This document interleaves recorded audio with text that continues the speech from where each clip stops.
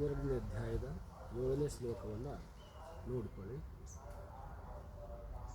ತೇಷಾಮಹಂ ಸಮುದ್ಧರ್ತ ಮೃತ್ಯು ಸಂಸಾರ ಸಾಗರಾತ್ ಭವಾಮಿ ನಚಿರಾತ್ ಪಾರ್ಥ ಮಯ್ಯಾವೇಶಿತ ಚೇತಸ. ಹೇಳಿ. ತೇಷಾಂ ಅಹಂ ಸಮುದ್ಧರ್ತ ಮೃತ್ಯು ಸಂಸಾರ ಸಾಗರಾತ್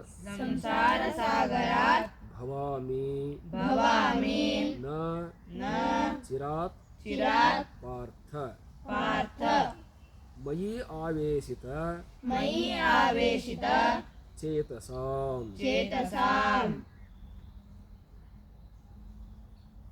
ತೇಷಾಂ ಅಂತಂದರೆ ಅವರ, ಅಹಂ ಅಂತಂದರೆ ನಾನು, ಸಮುದ್ಧರ್ತ ಅಂದರೆ ಅವರನ್ನು ಮೇಲಕ್ಕೆ ಎತ್ತುತ್ತೇನೆ. ಉದ್ಧರ್ತ ಸಮುದ್ಧರ್ತ ಮೇಲಕ್ಕೆ ಎತ್ತುತ್ತೇನೆ. ಮೃತ್ಯು ಯಾವುದರಿಂದ ಮೇಲೆ ಎತ್ತೀರಾ? ಮೃತ್ಯುವಿನಿಂದ ಮೇಲೆ ಎತ್ತುತ್ತೇನೆ. ಅದಕ್ಕೇನಂತಾರ? ಸಂಸಾರ ಸಾಗರ ಅಂತ ಕರೀತಾರೆ. ಮೃತ್ಯುವಿಗೆ ಸಂಸಾರ ಸಾಗರ. ಮೃತ್ಯು ಸಂಸಾರ ಸಾಗರದಿಂದ ಅವರನ್ನು ಮೇಲೆ ಎತ್ತುತ್ತೇನೆ. ಮೃತ್ಯು ಅಂದರೆ ಭೂಲೋಕ ಮತ್ತು ಸಾವು, ಗೊತ್ತಾಯಿತು. ಆಮೇಲೆ ಭವಾಮಿ ಅಂತಂದರೆ ಆಗುತ್ತೇನೆ, ಮಾಡುತ್ತೇನೆ ಅಂತ ಅರ್ಥ. ನ ಚಿರಾತ್ ಅಂತಂದರೆ ಬೇಗನೆ ಮಾಡಿಬಿಡ್ತೇನೆ. ಪಾರ್ಥ, ಹೇ ಅರ್ಜುನನೇ, ಯಾರವರು ಅಂತಂದರೆ ಮಯಿ ಆವೇಶಿತ ಚೇತಸಾಂ, ನನ್ನಲ್ಲಿ ಯಾರು ಮನಸ್ಸನ್ನು ನೆಲೆಯಾಗಿ ನಿಲ್ಲಿಸಿದ್ದಾರೋ ಅವರನ್ನು ಮಾತ್ರ ಅಂತ ಅರ್ಥ.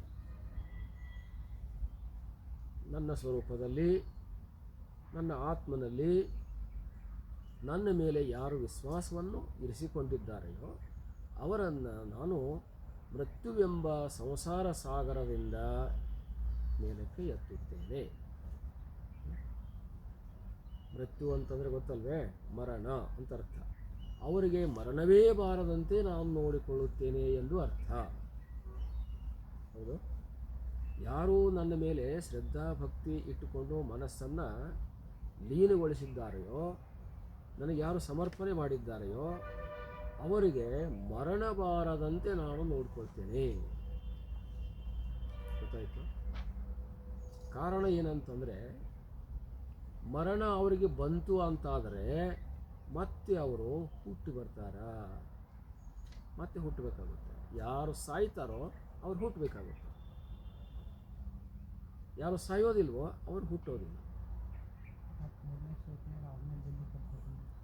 ಅವರನ್ನು ಸಾವು ಬಾರದಂತೆಯೇ ನೋಡ್ಕೊಂಡ್ಬಿಡ್ತೀನಿ. ಅಂದರೆ ಅವ್ರಿಗೆ ಜ್ಞಾನವಾಗುತ್ತದೆ, ಸ್ವರೂಪ ಜ್ಞಾನವಾಗುತ್ತೆ, ಆತ್ಮಜ್ಞಾನವಾಗುತ್ತೆ, ತಮ್ಮ ಜ್ಞಾನ ತಮಗೂ ಆಗುತ್ತದೆ. ಯಾವಾಗ ತಮ್ಮ ಜ್ಞಾನ ತಮಗಾಯಿತೋ ಆವಾಗ ಅವ್ರಿಗೆ ಮರಣ ಬರೋದಿಲ್ಲ. ಗೊತ್ತಾಯಿತು? ಇದು ಜ್ಞಾನಿಗಳ ಒಂದು ಶ್ರೀಮಂತಿಕೆ, ಜ್ಞಾನಿಗಳ ಸಂಪತ್ತಿದು. ಮರಣವೂ ಬರೋದಿಲ್ಲ ಅವ್ರಿಗೆ. ಮರಣ ಬರೋದಿಲ್ಲ ಅಂದಮೇಲೆ ಸಾವನು ಬರೋದಿಲ್ಲ. ಹೌದಲ್ವೇ? ಜಾತಸ್ಯ ಹಿ ಧ್ರುವ ಮೃತ್ಯು ಧ್ರುವಂ ಜನ್ಮಾಮೃತಸ್ಯ ಚ ಅಂತ ಹಿಂದೆ ಹೇಳ್ಕೊಂಡು ಬಂದಿದೆ. ಯಾರು ಸಾಯ್ತಾರೋ ಅವ್ರು ಹುಟ್ಟುತ್ತಾರ, ಯಾರು ಹುಟ್ಟುತ್ತಾರೋ ಅವರು ಸಾಯ್ತಾರ. ಈಗ ಹುಟ್ಟೋದಂತೂ ಯಾರಿಗೆ ತಪ್ಸೋಕ್ಕಾಗಿಲ್ಲ, ನಾವು ಹುಟ್ಟುಬಿಟ್ಟಿದ್ದೇವೆ. ಹೌದಲ್ವೇ? ಈಗ ಹಿಂದಾಗಿರ್ತಕ್ಕಂಥ ಜನನವನ್ನು ನಮಗೆ ತಪ್ಸೋಕ್ಕಾಗಿಲ್ಲ. ಇನ್ನು ಮುಂದೆ ಜನನ ಬಾರದಂತೆ ನಾವು ಮಾಡಿಕೊಳ್ಳಕ್ಕೆ ಬರುತ್ತದೆ. ಕಾರಣ ಏನಂತಂದರೆ, ನಾವು ಮರಣ ಹೊಂದಲಿಲ್ಲ ಅಂತಾದರೆ, ಸಾವು ನಮಗೆ ಸಂಭವಿಸಲಿಲ್ಲ ಅಂತಾದರೆ, ಯಾವಾಗ ನಾವು ಆತ್ಮಸ್ವರೂಪಿಗಳು ಅಂತ ತಿಳ್ಕೊಳ್ತೀವೋ ಆವಾಗ ನಮಗೆ ಸಾವು ಬರೋದಿಲ್ಲ. ಗೊತ್ತಾಯಿತು? ಈ ಶರೀರ ಇದ್ದರೂ ಕೂಡ ಆ ಸಾವು ನಮಗೆ ಸಂಭವಿಸೋದಿಲ್ಲ. ಶರೀರವನ್ನು ಬಿಟ್ಟು ಬಿಡ್ತಾರೆ. ಜ್ಞಾನಿಗಳೆಲ್ಲರೂ ಶರೀರ ಬಿಡ್ತಾರಾ? ಸಾಯೋದಿಲ್ಲ. ಗೊತ್ತಾಯಿತು? ಅವರು ಸಹಜವಾಗಿಯೇ ಆಯುಷ್ಯ ಮುಗೀತು ಅಂತಂದರೆ, ಕರ್ಮ ಮುಗೀತು ಅಂತಂದರೆ ಶರೀರವನ್ನು ಬಿಟ್ಟು ಬಿಡ್ತಾರಾ? ಆಟೋಮೆಟಿಕಲಿ ಶರೀರ ಮಾಯವಾಗಿ ಅಥವಾ ಅದನ್ನು ಈ ಕಡೆಗೆ ಇದನ್ನು ಮಾಡಿಬಿಡ್ತಾರೆ. ಆತ್ಮ, ಆ ಶರೀರದಲ್ಲಿರುವಂಥ ಆತ್ಮ ಪರಮಾತ್ಮನಲ್ಲಿ ಏಕತೆಯನ್ನು ಹೊಂದಿಬಿಡುತ್ತೆ. ಗೊತ್ತಾಯಿತು? ಈಗೊಂದು ಸಣ್ಣ ಮಡಿಕೆ ಇರುತ್ತೆ, ಆ ಮಡಿಕೆಯಲ್ಲಿ ಈಗ ಆಕಾಶ ಇರುತ್ತೆ, ಹೌದಲ್ವೇ? ಬಯಲಿದೆ ತಾನೇ, ಅದರಲ್ಲಿ ಒಂದು ಮಡಿಕೆಯಲ್ಲಿ ಬಯಲು ಇದೆ. ಈಗ ಆಗ ಮಡಿಕೆ ಒಡೆದು ಬಿಟ್ಟಿವಿ ಅಂತಂದರೆ ಅದರಲ್ಲಿರೋ ಆಕಾಶ ಎಲ್ಲಿ ಹೋಗುತ್ತೆ? ಹೌದು ತಾನೇ? ಹೊರಗಡೆ ಇರತಕ್ಕಂಥ ಈ ಆಕಾಶದಲ್ಲಿ ಏಕಾಗಿಬಿಡುತ್ತೆ. ಹಾಗೆ ಈ ಶರೀರ ಅನ್ನೋದೇ ಒಂದು ಮಡಿಕೆ ಇದ್ದ ಹಾಗೆ ನಮ್ಮದು, ಹೌದಾ? ಈ ಮಡಿಕೆ ಒಡೀತು ಅಂತಂದರೆ ಈ ಶರೀರದೊಳಗಡೆ ಇರತಕ್ಕಂಥ ಆಕಾಶ ಏನಿತ್ತಲ್ಲ ಅದು ಈ ಮಹಾ ಆಕಾಶದಲ್ಲಿ ಏಕಾಗಿರುತ್ತೆ, ಆತ್ಮನಲ್ಲಿ ಏಕಾಗಿರುತ್ತೆ. ಶರೀರದಲ್ಲಿ ಆತ್ಮ ಇದೆ, ಹೊರಗಡೆಯೂ ಆತ್ಮ ಇದೆ. ಶರೀರ ಇರೋದರಿಂದ ಶರೀರದ ಒಳಗಡೆ ಇರತಕ್ಕಂಥ ಆತ್ಮ, ಅದನ್ನು ಜೀವಾತ್ಮ ಅಂತ ಕರಿತೇವೆ. ಗೊತ್ತಾಯಿತು? ಶರೀರದ ಒಳಗಡೆ ಇರೋದರಿಂದ ಅದನ್ನು ಜೀವಾತ್ಮ ಅಂತ ಕರೆಯೋದು. ಅದು ಶರೀರ ಬಿಟ್ಟು ಹೋಯಿತು ಅಂತಂದರೆ ಪರಮಾತ್ಮ ಆಗುತ್ತೆ. ಗೊತ್ತಾಯಿತು? ಈಗ ನೀವು ಶಾಲೆಯಲ್ಲಿ ಇದ್ರಿ ಅಂತಂದರೆ ವಿದ್ಯಾರ್ಥಿಗಳು ಅಂತ ಹೇಳಿಸ್ಕೊಳ್ತೀರಾ, ಹೌದಲ್ವೇ? ಈಗ ಮನೆಗೆ ಬಂದ್ರಿ ಅಂತಂದರೆ ಮನೆ ಮಕ್ಕಳು ಅಂತ ಹೇಳಿಸ್ಕೊಳ್ತೀರಾ, ಹೌದಲ್ವೇ? ಮನೆಯಲ್ಲಿ ಯಾರಾದರೂ ನಮ್ಮ ವಿದ್ಯಾರ್ಥಿಗಳು ಅಂತಾರೆ ನಿಮಗೆ? ಅನ್ನೋದಿಲ್ಲ, ಹೌದಲ್ವೇ? ಶಾಲೆಯಲ್ಲಿ ಹೋದ್ರಿ ಅಂದರೆ ಅಲ್ಲಿ ಇರೋ ಗುರುಗಳು ನಮ್ಮ ವಿದ್ಯಾರ್ಥಿಗಳು ಅಂತಾರೆ ನಿಮಗೆ, ಹೌದಾ? ನೀವು ಎಲ್ಲಿವರೆಗೆ ವಿದ್ಯಾರ್ಥಿಗಳಾಗಿರ್ತೀರೋ ಅಲ್ಲಿವರೆಗೆ ನಿಮಗೆ ವಿದ್ಯಾರ್ಥಿಗಳೇ ಅಂತಾರೆ ಅವರು, ಹೌದಲ್ವೇ?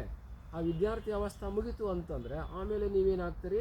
ನೌಕರರಾಗ್ತೀರಿ, ದೊಡ್ಡ ದೊಡ್ಡ ಕೆಲಸದಲ್ಲಿ ಹುದ್ದೆ ಉಳ್ಳಂಥ ಅಧಿಕಾರಿಗಳಾಗ್ತೀರಿ, ಹೌದಲ್ವೇ? ವಿದ್ಯಾರ್ಥಿ ಅನ್ನುವಂಥದ್ದು ಹೊರಟು ಹೋಯಿತು. ಹಾಗೆ ಈ ಶರೀರ ಅನ್ನುವಂಥದ್ದು ಎಲ್ಲಿವರೆಗೆ ಇರುತ್ತೋ ಇದ್ರ ಒಳಗಡೆ ಆತ್ಮ ಅಲ್ಲಿವರೆಗೆ ಇರುತ್ತೆ. ಈ ಶರೀರಕ್ಕೆ ಒಂದು ಕರ್ಮ ಇರುತ್ತೆ, ಒಂದಷ್ಟು ಆಯುಷ್ಯ ಇರುತ್ತೆ, ಒಂದಷ್ಟು ಪುಣ್ಯ ಇರುತ್ತೆ, ಒಂದಷ್ಟು ಪಾಪ ಇರುತ್ತೆ. ಪುಣ್ಯವನ್ನು, ಪಾಪವನ್ನು, ಕರ್ಮವನ್ನು ಎಲ್ಲವೂ ಮುಗೀತು ಅಂತಾದರೆ ಈ ಶರೀರ ಹೋಗ್ತಾ ಇರುತ್ತೆ, ಬಿಟ್ಟು ಹೋಗ್ತಾ ಇರುತ್ತೆ.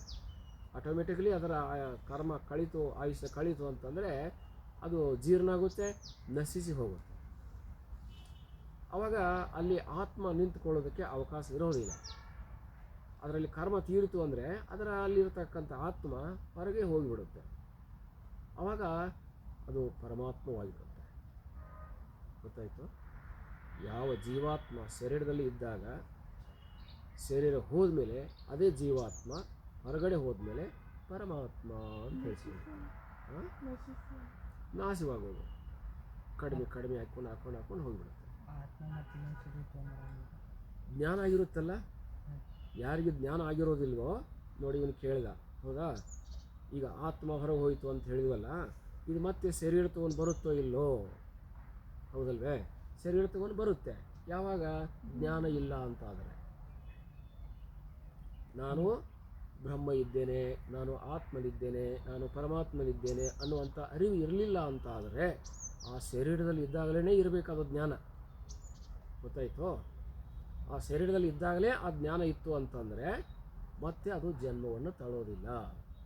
ನಿಮಗೆ ಸರ್ಟಿಫಿಕೇಟ್ ಯಾವಾಗ ಕೊಡ್ತಾರಪ್ಪ? ನೀವು ಶಾಲೆಯಲ್ಲಿ ಅಡ್ಮಿಷನ್ ಆಗಿ ಅಲ್ಲಿ ಅಟೆಂಡೆನ್ಸ್ ಆಗ್ತಿದ್ರೆ, ನೀವು ಅಲ್ಲಿ ಅಧ್ಯಯನ ಮಾಡ್ತಾ ಇದ್ದರೆ ನಿಮಗೆ ಸರ್ಟಿಫಿಕೇಟ್ ಕೊಡ್ತಾರ, ಹೌದಲ್ವೇ? ಆ ಸರ್ಟಿಫಿಕೇಟ್ ಕೊಟ್ಟಾದಮೇಲೆ ಆ ಕ್ಲಾಸ್ರಿಂದ ನಿಮ್ಮದು ಕಂಪ್ಲೀಟ್ ಆಯಿತು, ಹೌದಲ್ವೇ? ಯಾವ ಕ್ಲಾಸಲ್ಲಿ ನೀವು ಓದ್ತಾ ಇದ್ರೋ ಆ ಕ್ಲಾಸಿನ ಸರ್ಟಿಫಿಕೇಟ್ ನಿಮ್ಗೆ ಕೊಡ್ತಾರ. ಆ ಕ್ಲಾಸ್ ಮುಗೀತು ಅಂದಮೇಲೆ ನೀವು ಹೊರಗೆ ಬರ್ತೀರಾ. ಹೊರಗೆ ಬಂದಮೇಲೆ ಮತ್ತೆ ಅದೇ ಕ್ಲಾಸಿಗೆ ಹೋಗ್ತೀರೇನು? ಹೌದಲ್ವೇ? ಹೆಚ್ಚಿನ ಕ್ಲಾಸಿಗೆ ಹೋಗ್ತೀರಾ. ಇನ್ನೂ ಕಲಿಬೇಕಂತಿದ್ರೆ. ಕಲಿಯೋದಿಲ್ಲ ಅಂತಂದರೆ ಹೋಗೋದಿಲ್ಲ, ಹೌದಲ್ವೇ? ಈ ಕೆಲವರು ಡಿಗ್ರಿ ಮಾಡ್ಕೊಂಡು ಬಿಡ್ತಾರ, 10th ಮಾಡ್ಕೊಂಡು ಬಿಡ್ತಾರ, PUC ಮಾಡ್ಕೊಂಡು ಬಿಡ್ತಾರ, ಡಿಗ್ರಿ ಮಾಡ್ಕೊಂಡು ಬಿಡ್ತಾರ, ಮಾಸ್ಟರ್ ಡಿಗ್ರಿ ಮಾಡ್ಕೊಂಡು ಬಿಡ್ತಾರ, ಇನ್ನು ಕೆಲವರು PhD ಮಾಡ್ತಾರ, ಹೌದಲ್ವೇ? ಅಲ್ಲಿವರೆಗೂ ವಿದ್ಯಾರ್ಥಿಗಳು ಅಂತ. PhD ಮುಗೀತು ಅಂದರೆ ಇನ್ಯಾವುದೂ ಅಧ್ಯಯನ ಇಲ್ಲ, ಹೌದಲ್ವೇ? ಆವಾಗ ನೀವು ಒಬ್ಬರು ಜ್ಞಾನಿಗಳಾಗಿರ್ತೀರ, ಅಧಿಕಾರಿಗಳಾಗಿರ್ತೀರ. ಆವಾಗ ನಿಮಗೆ ಎಲ್ಲರೂ ದೊಡ್ಡವರು ಅಂತೇಳಿ ಕೈ ಮುಗಿತಾರ, ನಮಸ್ಕಾರ ಮಾಡ್ತಾರ, ನಿಮ್ಮ ಸಲಹೆ ಕೇಳ್ತಾರ, ನಿಮ್ಮ ಜ್ಞಾನ ಪಡ್ಕೊಳ್ತಾರೆ ಅವರು. ಮತ್ತೆ ನೀವು ಜ್ಞಾನಿಗಳಾಗಿರ್ತೀರಿ ಆವಾಗ, ಹೌದಲ್ವೇ? ಹಾಗೆ ಈ ಶರೀರ ಇರುವಾಗಲೇ ಈ ಶರೀರದಲ್ಲಿರುವಂಥ ಆತ್ಮವು ನಾನಾಗಿದ್ದೇನೆ, ಈ ಶರೀರವು ನಾನಲ್ಲ. ಗೊತ್ತಾಯಿತು? ಈ ಶರೀರ ಪಂಚಭೂತಗಳಿಂದ ಬಂದಿದೆ, ಹೌದಲ್ವೇ? ಇದು ಕೈಗಳು, ಕಾಲುಗಳು. ನಿನ್ನೆ ಹೇಳ್ತಲ್ಲ, ಈ ಕೈ ನಾನಂತೇನೆ ನಾನಾಗೋದಿಲ್ಲ, ತಲೆ ನಂದಂತೇನೆ ನಾನಾಗೋದಿಲ್ಲ, ಹೊಟ್ಟೆ ನಂದಂತೇನೆ ನಾನಾಗೋದಿಲ್ಲ, ಹೌದಲ್ವೇ? ಬಾಯಿ ನಂದಂತೇನೆ ನಾನಾಗೋದಿಲ್ಲ, ಈ ಹಲ್ಲು ನಂದಂತೇನೆ ನಾನಾಗೋದಿಲ್ಲ, ಹೀಗೆ ಈ ಪುಸ್ತಕವು ನಂದು ಅಂತೇನೆ ಪುಸ್ತಕ ನಾನು ಹೇಗಾಗೋದಿಲ್ವೋ ಈ ಶರೀರವು ನಾನು ಅಂತೇನೆ ಹಾಗೆ ನಾನು ಆಗೋದಿಲ್ಲ ಅಂತ. ನಾನು ಅನ್ನೋದು ಬೇರೆ ನನ್ನ ಅಂತ. ಅದು ಯಾವುದು? ಆತ್ಮ. ಆತ್ಮ ಕೈ ಅಲ್ಲ, ಕಾಲಲ್ಲ, ಶರೀರ ಅಲ್ಲ, ಹೌದಲ್ವೇ? ಅದು ನಿರಾಕಾರ, ನಿರ್ಗುಣ, ಅದಕ್ಕೆ ಆಕಾರ ಇಲ್ಲ. ಆತ್ಮಕ್ಕೆ ಆಕಾರ ಇಲ್ಲ, ಶರೀರಕ್ಕೆ ಆಕಾರ ಇದೆ. ಶರೀರಕ್ಕೆ ಜನನವಿದೆ, ಆತ್ಮಕ್ಕೆ ಜನನವಿಲ್ಲ, ಹೌದಲ್ವೇ? ಜನನ ಇಲ್ಲದಿರುವಂಥದ್ದು ಆತ್ಮ. ಆಮೇಲೆ ಇದರ ಸ್ವರೂಪ ಜ್ಞಾನ ಇವನಿಗೆ ಆಯಿತು ಅಂದರೆ, ಆ ಶರೀರದಲ್ಲಿರುವಂಥ ಆತ್ಮನಿಗೆ, ಶರೀರದಲ್ಲಿರುವಂಥ ಆತ್ಮ ನಾನು, ಈ ಶರೀರ ನಾನು ಅಲ್ಲ ಅನ್ನುವಂಥ ಜ್ಞಾನ ಅವನಿಗೆ ಆಯಿತು ಅಂದರೆ, ಅವನು ಶರೀರ ಬಿದ್ದು ಹೋದ ಮೇಲೆ ಮತ್ತೆ ಹುಟ್ಟೋದಿಲ್ಲ.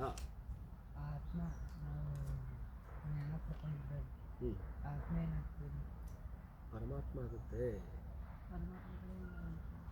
ಪರಮಾತ್ಮ ಹೋಗುತ್ತೆ, ಒಂದು ಅಂಶ ಆಗೋದಿಲ್ಲ, ಪರಮಾತ್ಮವೇ ಆಗಿಬಿಡುತ್ತೆ. ಈಗ ಸಮುದ್ರದಲ್ಲಿ ನದಿ ಹೋಗಿ ಸೇರಿತು ಅಂದರೆ ಏನಾಗುತ್ತೆ? ಸಮುದ್ರ ಆಗುತ್ತಲ್ವೇ? ಏನು ಮತ್ತೊಂದು ನದಿಯಾಗಿರುತ್ತೆ ಬೇರೆ ಕಡೆಗೆ? ಇಲ್ಲ.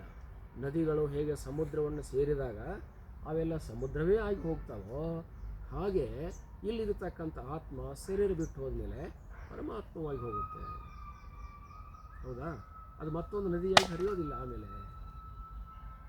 ಹಾಗೆ ಈ ಶರೀರದಲ್ಲಿರ್ತಕ್ಕಂಥ ಆತ್ಮ ಪರಮಾತ್ಮವಾಗಿ ಬ್ರಹ್ಮ ಅಂತ ಕರಿತೀವಿ ಅದನ್ನು ನಾವು. ಪರಬ್ರಹ್ಮ ಅಂತ ಕರಿತೇವೆ, ಪರಮಾತ್ಮ ಅಂತ ಕರಿತೇವೆ.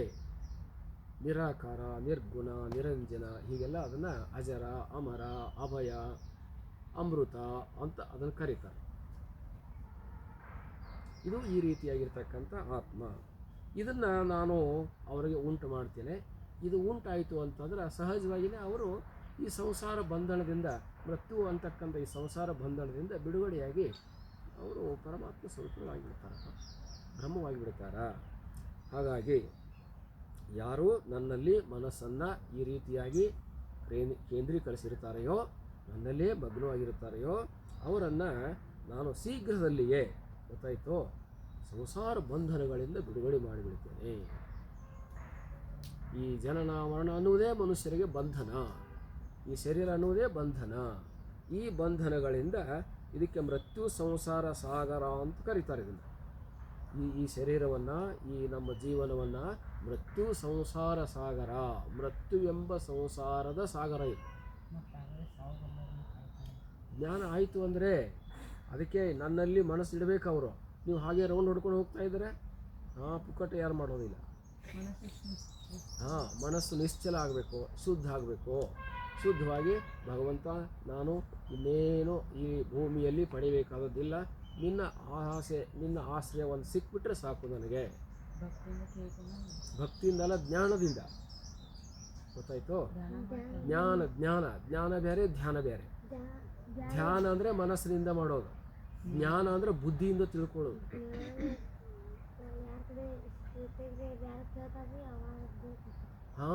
ಜ್ಞಾನ ಅನ್ನುವಂಥದ್ದು ಬುದ್ಧಿಗೆ ಆಗುತ್ತೆ, ಗೊತ್ತಾಯ್ತು? ಧ್ಯಾನ ಅನ್ನುವಂಥದ್ದು ಮನಸ್ಸಿಗೆ ಆಗುತ್ತೆ. ಮನಸ್ಸಿನಿಂದ ಯಾರು ಧ್ಯಾನ ಮಾಡ್ತಾರೋ ಅವರು ಧ್ಯಾನಿಗಳು, ಬುದ್ಧಿಯಿಂದ ಯಾರು ತಿಳ್ಕೊಳ್ತಾರೋ ಅವರು ಜ್ಞಾನಿಗಳು. ಅರ್ಥವಾಯ್ತು? ಧ್ಯಾನಕ್ಕೂ ಜ್ಞಾನಕ್ಕೂ ವ್ಯತ್ಯಾಸ. ಬುದ್ಧಿ ಮನಸ್ಸಿಗಿಂತಲೂ ಕೂಡ ಶ್ರೇಷ್ಠವಾಗಿರುವಂಥದ್ದು, ಗೊತ್ತಾಯ್ತು? ಬುದ್ಧಿಯಿಂದಲೇ ಆತ್ಮ ಸಿದ್ಧವಾಗುವಂಥದ್ದು, ಬುದ್ಧಿಯಿಂದಲೇ ಆತ್ಮ ತಿಳಿಯುವಂಥದ್ದು, ಬುದ್ಧಿಯಿಂದಲೇ ಜ್ಞಾನ ಆಗುವಂಥದ್ದು, ಬುದ್ಧಿಯಿಂದಲೇ ಮೋಕ್ಷ ಆಗುವಂಥದ್ದು. ಬುದ್ಧಿಯಿಂದ ಜ್ಞಾನವಾಗುತ್ತೆ, ಜ್ಞಾನದಿಂದ ಮೋಕ್ಷವಾಗುತ್ತೆ. ಮೋಕ್ಷ ಅಂದರೆ ಭಗವಂತನ ಸ್ವರೂಪ ಆಗುತ್ತೆ. ಅರ್ಥವಾಯಿತು? ತೇಷಾಂ, ಈ ರೀತಿ ಇರತಕ್ಕಂಥ ಅವರನ್ನು, ಭಕ್ತರನ್ನು, ತೇಷಾಂ ಅಂದರೆ ಆ ಭಕ್ತರನ್ನು, ಆ ಶಿಷ್ಯರುಗಳನ್ನು, ಸಮುದ್ಧರ್ತ, ಅಹಂ ಅಂತಂದರೆ ನಾನು ಅವರನ್ನು, ಉದ್ಧರ್ತ ಅಂತಂದರೆ ಮೇಲಕ್ಕೆ ಎತ್ತೇನೆ. ಸಂಸಾರ ಸಾಗರದಲ್ಲಿ ಮುಳುಗ್ತಿರ್ತಾರಲ್ಲ ಅವರು, ಸಂಸಾರ ಸಾಗರದಲ್ಲಿ ಮುಳುಗ್ತಕ್ಕಂಥವರನ್ನು ನಾನು ಮೇಲೆ ಎತ್ತೇನೆ.